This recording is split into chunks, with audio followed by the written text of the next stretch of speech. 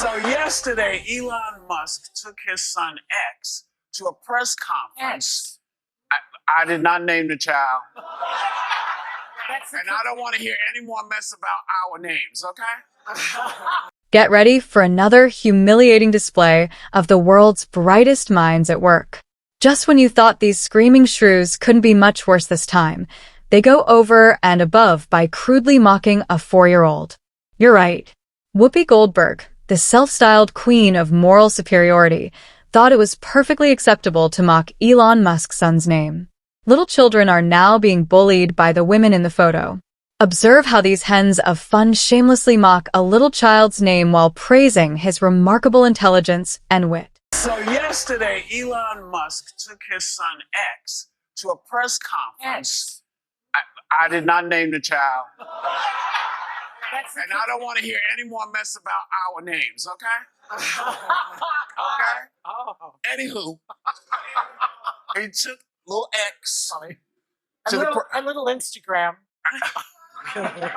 He doesn't own Instagram. He doesn't own Instagram. He just took little X with him to a press conference in the Oval Office to defend himself against critics who say he should not have the power to gut the federal agency.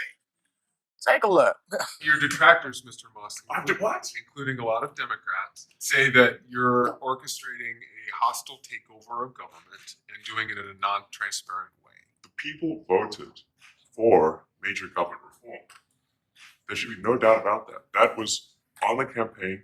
The president spoke about that at every rally. Is there any sort of accountability check and balance in place that would provide any transparency for the American people? Well, all of our actions are fully public.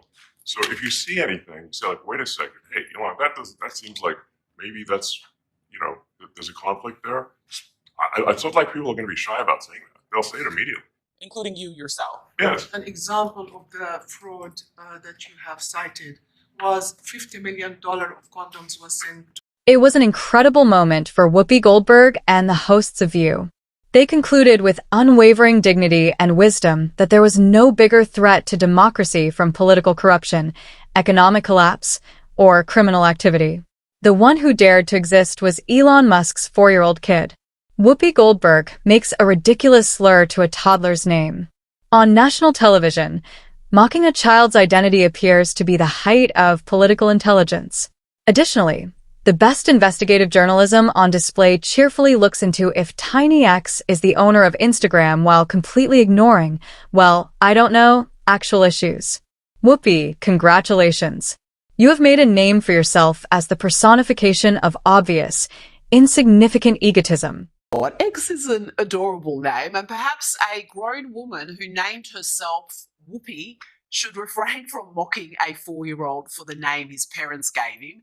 Yes, Whoopi picked that name for herself. She's actually Karen Elaine Johnson.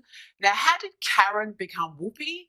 You're going to love this. According to Goldberg, once I started getting parts in plays, I wanted a name that sounded more interesting. Karen Johnson wasn't it. Some people at the rep called me Whoopi because I would let loose with a fart. Just charming, charming.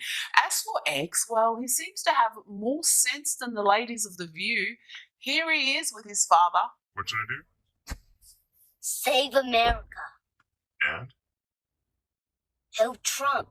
Okay. Now to more wacky antics from our friends on the left, and sadly these days that includes preachers. Many churches have been corrupted by far-left lunatics. The renowned Rita Panahi once again revealed Whoopi Goldberg's obvious hypocrisy with her unbridled mockery.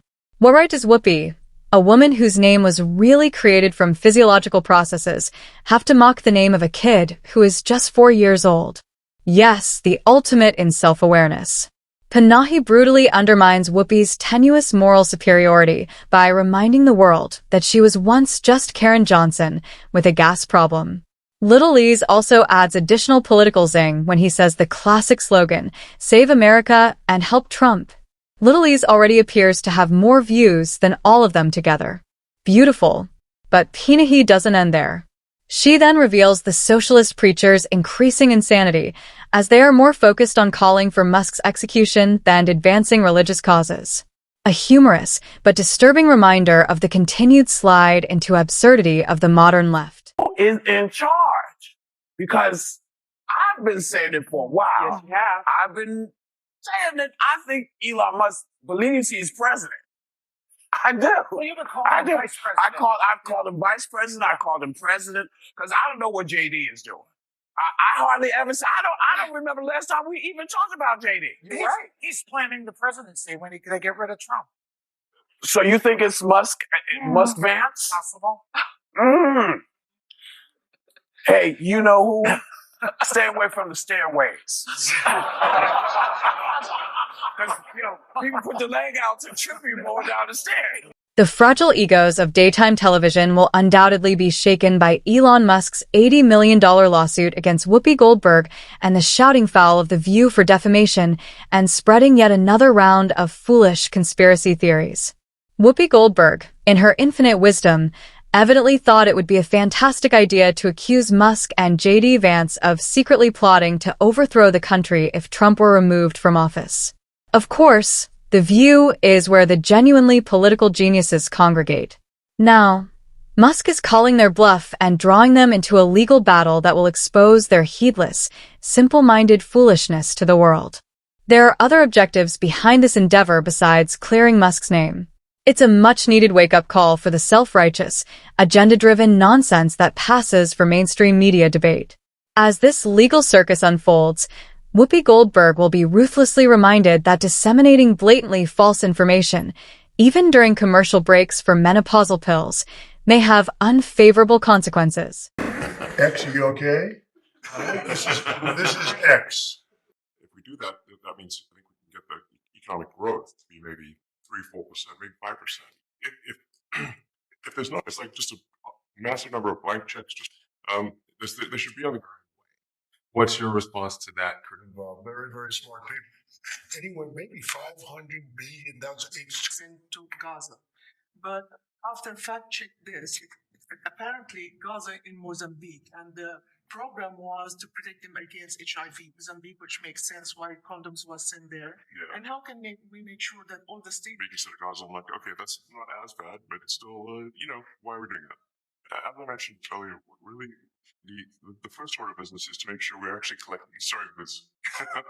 Otherwise, I might not enjoy this, but he's sticking his fingers in my ears still. It's been hot here sometimes. Hey, something. The stuff we're doing, type of payment is this. You can't just leave the field blank. Currently, many times the field is left blank. And you have to describe what's the payment for, some basic rationalization or whatever, really. And we want to, just in order to actually pass audits, you have to have financial information that allows you to trace the payments. And once in a while, the Treasury has to pause payments. Is quickly becoming as the most humorous VIP guest at significant events. His numerous appearances with his father, whether they're dancing around Mar-a-Lago or making surprise appearances at important occasions, clearly indicate that he's living a childhood unlike any other. Yesterday, he went above and beyond by hosting a press conference at the Oval Office with Donald Trump and Elon Musk. While the adults were engaged in serious conversations, Little X was busy having a blast and captivating everyone with his enthusiasm and energy. The peak? Informing Trump that he had to urinate in a casual manner demonstrated once more that a toddler's needs come before any serious crisis.